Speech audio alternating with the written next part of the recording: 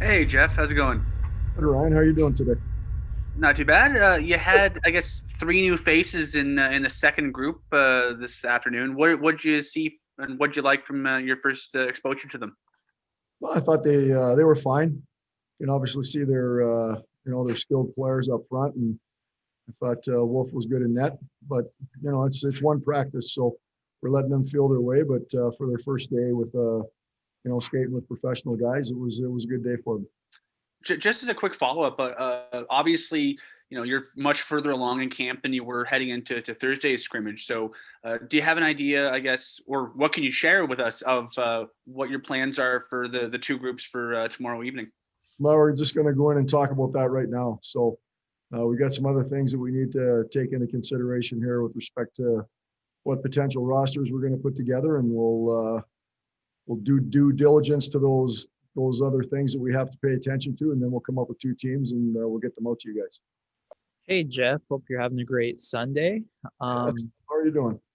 good. I'm just wondering, you have a lot of players that might not be known across Canada. Is there anyone in particular that Canadian hockey fans will see just how effective or good they are, and someone who, not a Gaudreau or a Kachuk, but maybe an under the radar player in that sense?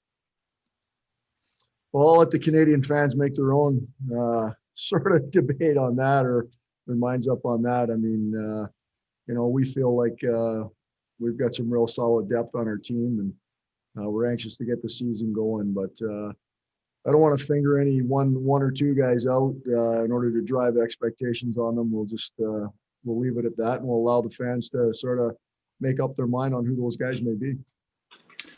Jeff, how much of the lines that we've seen in the top end of the roster to camp so far have been the plan all along? I know we do a lot of preparation prior to camp beginning. Can you shed a little light on how much has been just kind of part of the plan to see people in different places, or has there been some improvising along the way? No, I mean, you sort of come up with in your mind what you think may work, um, and you potentially put two guys together that you like, and then you take a look at what may work with those other people, and then you try to allow those sort of combinations to happen. And at the same point in time, you got to pay attention to what organically may be just happening in front of your eyes, and when you see things, or some guys may develop a little bit of chemistry. We saw some chemistry early with Johnny had some few shifts with Zavagradny, so we made sure those guys were together for a little bit in the scrimmage the other night. So there's nothing in stone. It's like anything else around the whole bubble. You sort of come up with a plan, but you have to be ready to shift to scenario B or scenario C fairly quickly, and make sure that you're paying attention to what the results are on the ice. And I think that's the biggest thing is, you watch what's happening, you talk about it, and then your plan sort of refines on a daily basis. But we sort of had pairs of guys together that we may like, and then it's a matter of seeing who may work with those pairs, and that was the beginning of it. Now after the game tomorrow night, we'll see exactly where we sit in terms of what the trios look like, and that may be a little bit different than the pairs. It may be the same, but that's sort of how we started the whole process. Is it then, just as a follow-up, is it kind of after the game tomorrow where you'd like to start kind of settling on what Thursday night might look like? Yeah, I mean, we've got one skate before we go into Winnipeg after tomorrow night's game. So, we've got the off day to debate it a little bit as well. Come up with a plan for our Wednesday skate before we go to Winnipeg. But yeah, tomorrow's game will definitely have an impact on what we may see potentially as our opening night lineup. Thanks, Jeff. We'll go to Wes Gilbertson. Hey Jeff, Yes. a couple for you is I know Sam Bennett was a full participant today. Is whatever was bugging him, like, is that something that's going to take some management over the next little while, or do you think that just needed a day off and that should kind of be behind him now? Yeah, I know it was minor. I think he's back to 100% now, so I don't think it's going to bother him again. But it was just something where we felt like a maintenance day would be good. There's no sense, especially with what our schedule is looking like, driving a relatively minor injury into something more serious, especially, we feel like we've got a pretty good feel for Sam in terms of what he brings to the table as a player.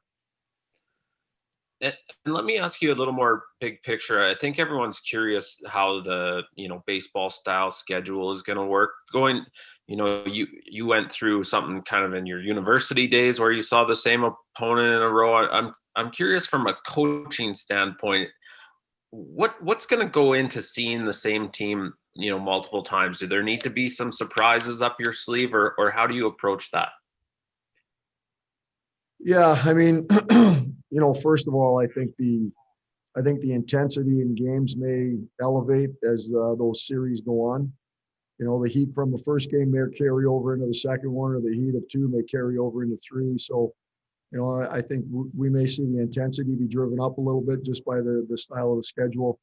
I think obviously our practice, or our taxi squad, is going to become a fairly major part of this, in terms of traveling with our team, giving guys maintenance days, how many guys will we practice with our team, how many guys will we rest, but exactly how we're going to use the taxi squad is going to be sort of huge in this style of schedule. I think, being able to plug fresh bodies in, being able to tailor your lineup for an opponent a little bit more, all those things are certainly going to be considerations when you go into this style of schedule. And at the end of the day, I think the biggest thing is, we're going to know each other fairly well, fairly quickly. It's not like we got to deal with 31 teams right now. The sample size is small. So, I think really just making sure that we worry about our own team. I think sometimes, you can watch an opponent or a player so much, you just tend to focus on a few things. And for us, I think it's more important that it's about what we're doing with our game as opposed to focusing too much on our opponent.